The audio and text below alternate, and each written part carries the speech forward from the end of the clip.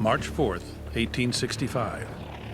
Abraham Lincoln's second inaugural dawned with rain and hail in Washington, D.C. The capital was less a city than a collection of villages, and its unpaved streets were caked in mud 10 inches deep.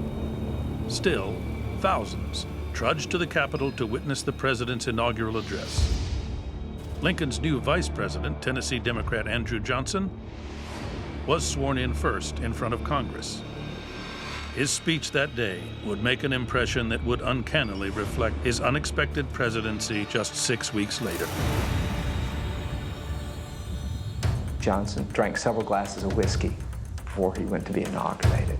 So he gives a speech in which he's slurring his words and losing his way. It's humiliating. He began to give a drunken harangue about how he was a plebeian, a man of the common people. He began to refer to members of the cabinet there, and he couldn't really remember their name. He even had to be pulled down by his coattails by another member of the cabinet. This is not promising material. As the only Southern senator to remain in the Union during the Civil War, Johnson was chosen as vice president to forge a national unity ticket with Lincoln. But the strategy backfired when John Wilkes Booth fired that shot in Ford's Theater. Andrew Johnson was suddenly the leader of a country still divided by war and a government divided by party. Andrew Johnson was essentially at the head of a Republican administration, but he wasn't a Republican, he was a Democrat.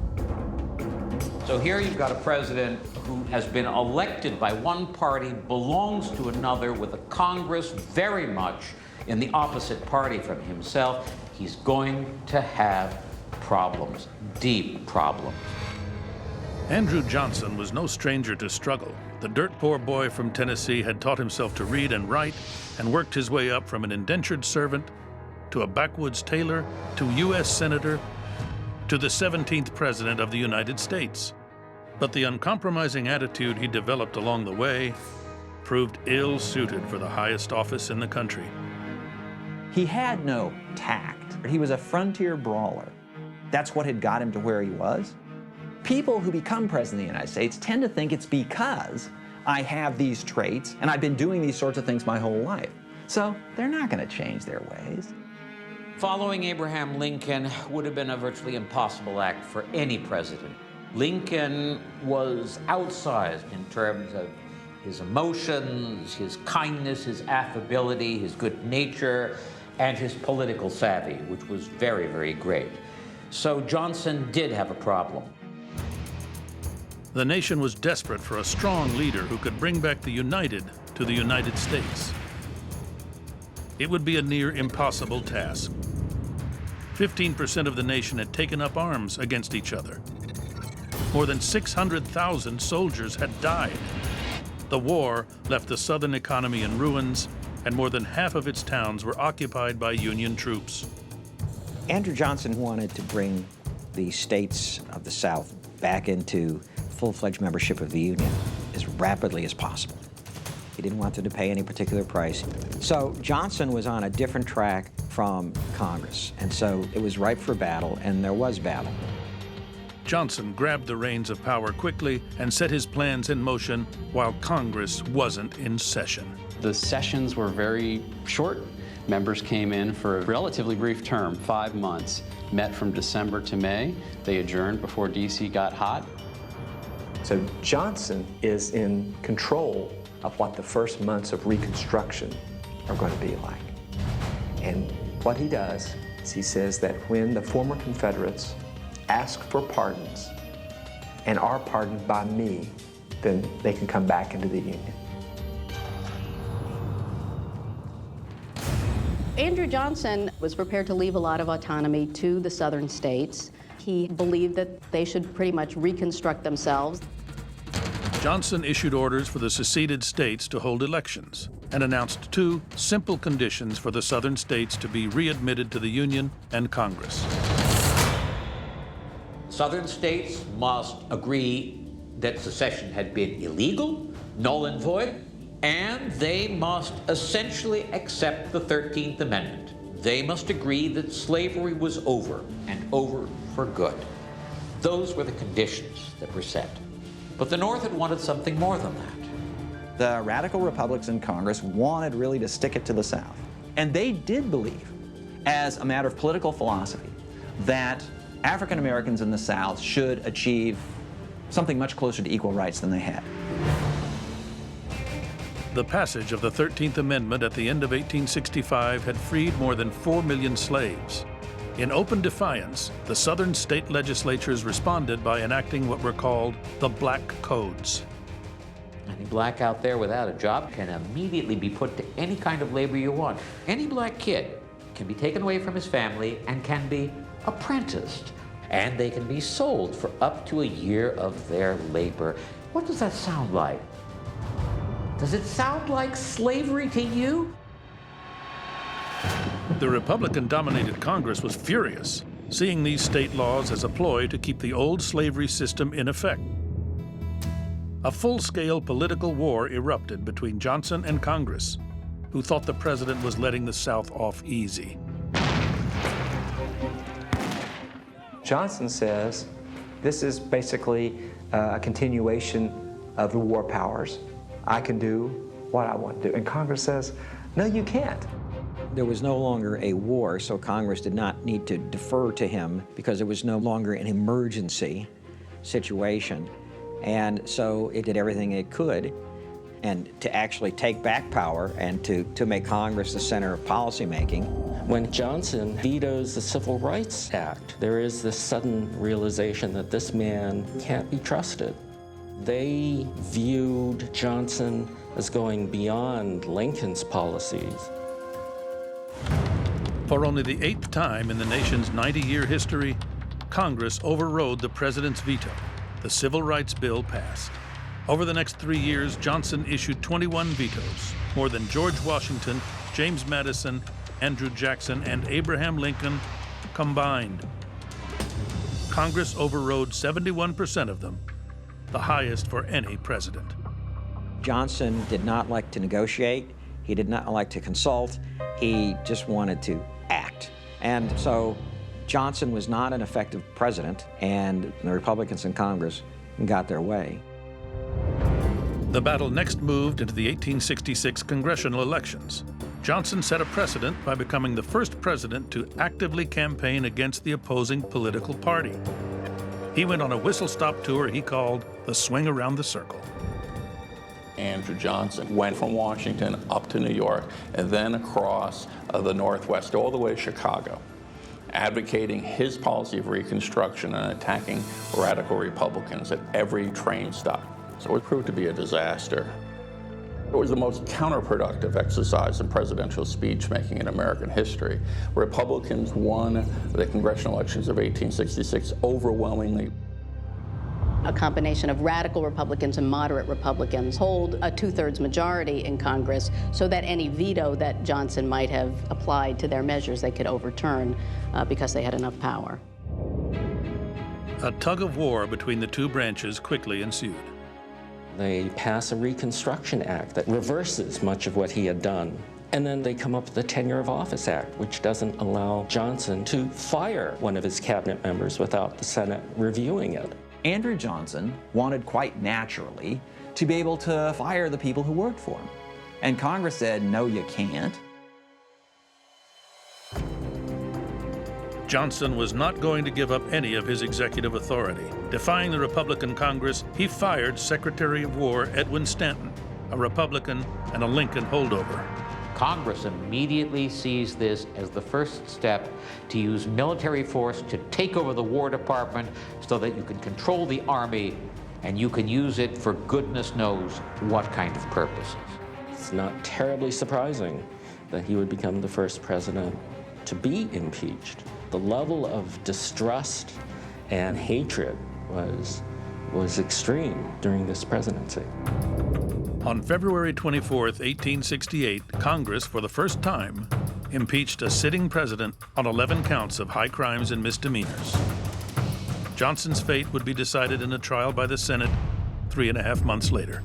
No one knows for sure how the vote is going to go. It's very narrow. A few senators, there's a feeling that they may go one way or they may go the other. It's not clear. Imagine a day where you've got one of the senators deathly ill being carried in on a chair to vote. It would take a 2/3 vote in the Senate to convict. At the time, that meant 36 votes, and there were 45 Republicans in the Senate. The vote was 35 votes to convict, 19 to acquit. Johnson got off by 1 vote. They thought that it would probably permanently weaken the presidency, that it would tip the balance too far in the direction of Congress. But Johnson's victory was a hollow one. He had no power, and he had damaged the office of the president. Throughout the entire Johnson administration, it's fundamentally a struggle, because it's about Reconstruction, of who has power, the president or Congress. And coming out of this, it's very clear that Congress is the winner in this struggle. December 31st, 1899, the eve of a new century. In San Francisco, extra police were stationed on the streets to ward off an expected wave of public kissing. New York celebrated with a thrilling novelty: colored electric lights. America was modernizing. New inventions. Cars, radios, movies were transforming the nation. And Theodore Roosevelt would prove to be the right man for the right time. He would change the role of president from administrator to visionary leader.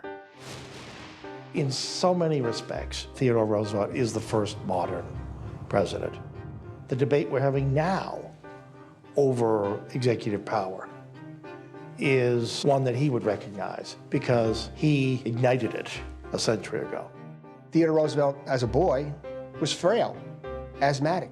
Theodore Roosevelt's father said to him as a young boy, "Theodore, you have the mind, but you do not have the body. And without the body, the mind cannot go as far as it should." So he built himself up. He learned to box, went out west, worked on ranches, built his body, and he made himself do so many things that would produce this extraordinary adult. He first earned himself recognition as New York City's police commissioner, and eventually became a national hero in the Spanish-American War. And as the Republican governor of New York, he became well known for his progressive reforms.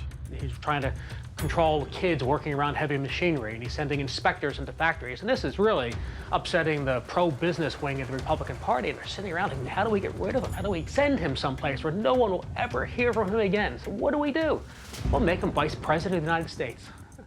McKinley's first vice president, Garrett Hobart, died in office, and so McKinley chose Theodore Roosevelt. His friend Mark Hanna shook his head and said, "Don't you realize there's only one life between you and that cowboy?"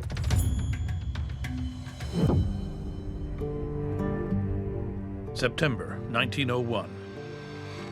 6 months after his second inauguration, McKinley was assassinated. Theodore Roosevelt, at 42 years old, became the youngest president that would ever hold the office. The man Republicans were trying to rid themselves of was now in charge, and he immediately confronted an industrial revolution that had its victors and victims. For the first time in American politics, you get a huge concentration of private power in the form of large corporations. The giant trusts. The trusts, through their control of transportation and production of basic needs, had a stranglehold on prices. Food costs were incredibly high. The average salary was $750 per year. It took nearly half of that just to feed an average family of 5.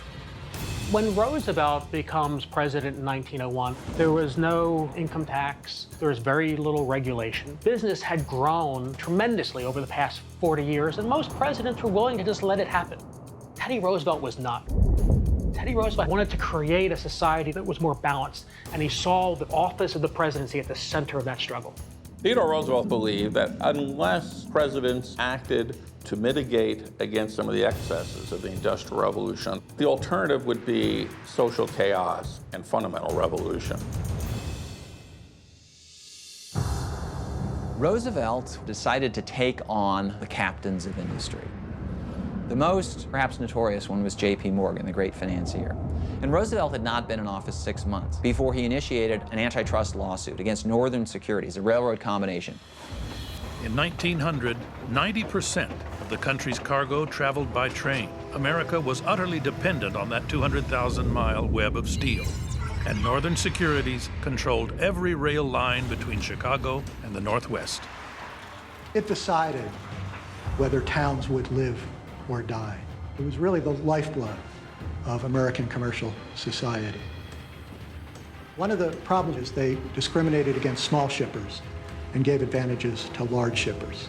So he proposed something called the Hepburn Act, which would prohibit the railroads from discriminating against small shippers. Roosevelt's point was not really to break up all of the trusts.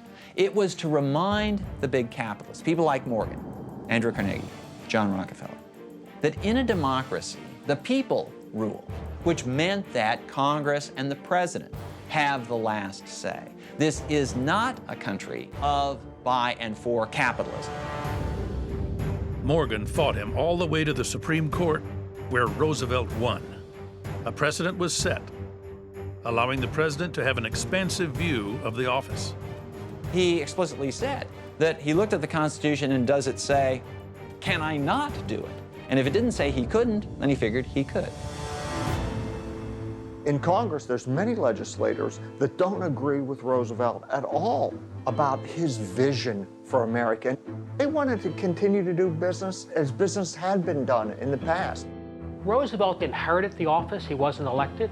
He had Democrats he had to deal with. His own Republican Party was divided. You have to understand that Roosevelt had no mandate, but he manufactured one. He had a vision of the presidency. He wanted to use it as a bully pulpit to try to change America.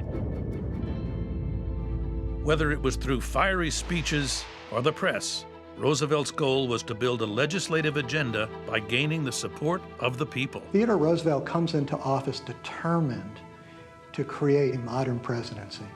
He was not going to relate to the American people through these layers of constitutional government, the state legislature, the Congress, the political parties. He wanted to build a direct relationship. He took his case to the public to try to convince Congress, and presidents didn't do that before. They didn't go out and speak on behalf of policy. Now it's very common. He had an avenue to publicity that nobody else had. TR really pioneers this idea of a celebrity president. Americans didn't just have a growing fascination with their president, they were captivated by many new sensations sweeping the nation. Annual baseball attendance went from 1 million to 7 million. People were buying 10 million bicycles a year, and they fell in love with Italian opera singer Enrico Caruso, making him the first artist to sell 1 million copies of a single sound recording. The country's rapid changes were frequently front-page news, and Roosevelt knew it would be to his political benefit if he were associated with them. He was the president who embraced the gadgets. He was the first president to ride in a car. He was the first president to fly in an airplane. The key is that Roosevelt was photographed doing all these things, which kept him in the public eye, and in doing so, he increased the visibility of the office of the presidency. He gave interviews to the press while being shaved. He met with the French ambassador while hiking, and he never stopped speaking. I am leaving because somebody must leave, or else the fight would not be made at all. He kept a huge personal staff to take down his thoughts. 4 typists, 6 stenographers, 6 messengers, and several clerks. Roosevelt also turned his personal life into a photo op. Theodore Roosevelt knew that it was very attractive to voters. He was a young, virile guy with this large family with kids running all around the White House. And so Theodore Roosevelt at times would bring the kids into the limelight. Every day at 4 p.m., Roosevelt had Children's Hour, reading or playing with his 6 children, including games of hide-and-go-seek in the White House. He invented the modern presidential family. There's a direct line from TR's family to John F. Kennedy's family. Each were popularized. Each became part of our extended family through the media of their day. To make room for his large family and his heavy workload, Roosevelt initiated the most extensive renovation in White House history. He added a new West Wing to relocate and expand executive office space. The modern Oval Office would eventually be carved out of the space in 1934 by his cousin, Franklin Roosevelt. TR also officially renamed the mansion. Until his presidency, the place where the president lived was known as the Executive Mansion. Well, Theodore Roosevelt decided, well, how can people establish a direct relationship with an executive mansion? So he changes the name of the president's residence to the White House so that it began to symbolize the people's house. But Roosevelt's remodeling of the presidency went much deeper than renaming the mansion and knocking out walls. He was remaking the office to suit his own unique personality. Theodore Roosevelt needed to be at center stage, as his daughter said.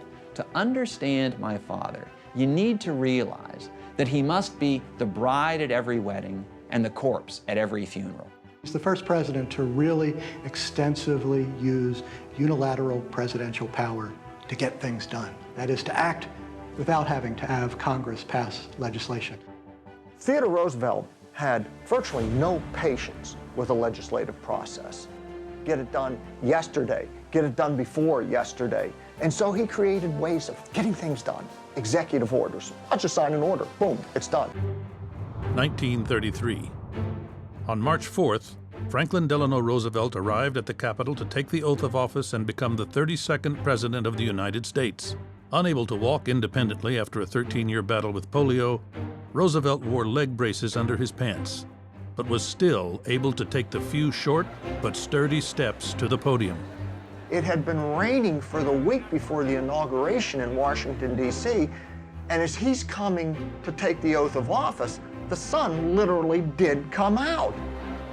Before a crowd of 100,000 at the Capitol and tens of millions on the radio, FDR recited the 35-word oath by heart and then gave one of the most memorable speeches ever delivered by a president. After years of economic spiral and something close to despair, when millions of Americans had basically abandoned hope about the future, this man came out of nowhere and in the course of a speech, one speech, began to address the psychological needs of the country. So first of all, let me assert my firm belief that the only thing we have to fear is fear itself. A critical aspect of any president is to engender confidence. It was critical that the American people could hear him say, hey, there are folks here in Washington who are going to take charge. FDR was following through on his mandate from the 1932 election, promising a new deal for the American people. He had carried 42 states and 57% of the popular vote. In Congress, Republicans lost over 100 seats to the Democrats, the biggest congressional shift in nearly 40 years, giving Roosevelt a solid majority to work with in both the House and the Senate. But he was vague on how he was going to use it. Franklin Roosevelt came into office with a great deal of hope. No one knew precisely what Roosevelt would do. Roosevelt believed in action for the sake of action. Even if it's wrong, it's okay.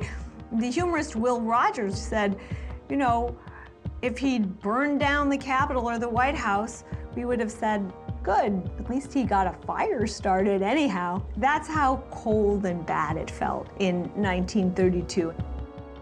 The first thing he did was declare a bank holiday, basically to shut down the banks all over the country. There was serious question whether this was constitutional, and Americans were alarmed enough that they were willing to go along with it. Then the next thing he did was to figure out a way of preserving the banking system more or less as it existed. 10,000 banks had failed since 1929. With a Congress solidly behind him, Roosevelt pushed through the Emergency Banking Relief Act, which reorganized the banking system and, most importantly, federally guaranteed deposits for the first time. The next morning, when the banks started to open, lines again began to form outside the banks. But now people lined up to put their money in banks. And within a space of 2 weeks, the banking crisis was resolved. Roosevelt also realized he needed something that would provide comfort to Americans. So he signed a bill re-legalizing certain alcohol sales, saying, I think this would be a good time for a beer. On April 7th, Thousands lined up outside taverns and distilleries to enjoy their first legal drink in 14 years. Roosevelt had that cheer as a leader, and that was important to the voter, especially in the Depression. The first 100 days is probably the most storied period of presidential success in Congress in all of American history. In fact, he got his brain trust together, and they hastily wrote legislation, and he sent it to Congress, boom, boom, boom, and they passed it. Major piece of legislation after major piece of legislation. The Agricultural Adjustment Act, the Civilian Conservation Corps, the Civil Works Administration, the Public Works Administration, the Tennessee Valley Authority. Roosevelt displayed a passion and a commitment to finding solutions for every aspect of the Depression. Roosevelt revealed the same qualities in dealing with the Depression that he had once used in trying to deal with polio. A sense of determination, an unbounded optimism, a willingness to experiment with different ideas. And this really becomes the hallmark of his style of government. But above all, what he did was he established, as Andrew Jackson had 100 years earlier, as Lincoln had at the time of Fort Sumter, great leaders don't manage a crisis. They frankly use the crisis to establish an emotional bond with the American people. Roosevelt was deeply concerned that he be seen as a pillar of strength for the country, so he carefully crafted his image for the public eye. Anybody who met him was shocked when they saw him in a wheelchair because there were only 2 pictures that show him in the wheelchair that he used every day, and neither of those were printed while he was alive. FDR soon realized his real power lay in being heard, not seen. While Harding in 1922 was the first president to be heard on the radio, and Coolidge a year later the first to make regular radio speeches, Roosevelt mastered the medium through radio addresses every week, his fireside chats. My friends, you and I agree that security is our greatest need, the chance to work, the opportunity of making a reasonable profit in our business. There's this immediate magnetism, and the White House is just flooded with letters. Suddenly they have to hire dozens of people to handle this immense volume of mail that comes in. There's something about the radio that makes people feel more connected and want to reach out and respond. FDR's approach was an enormous success. Though the country was still in a depression, still struggling with double-digit unemployment, the American people were confident in their president. In the 1936 election, they gave Roosevelt the biggest landslide victory in presidential history, 46 of 48 states. FDR's confidence swelled.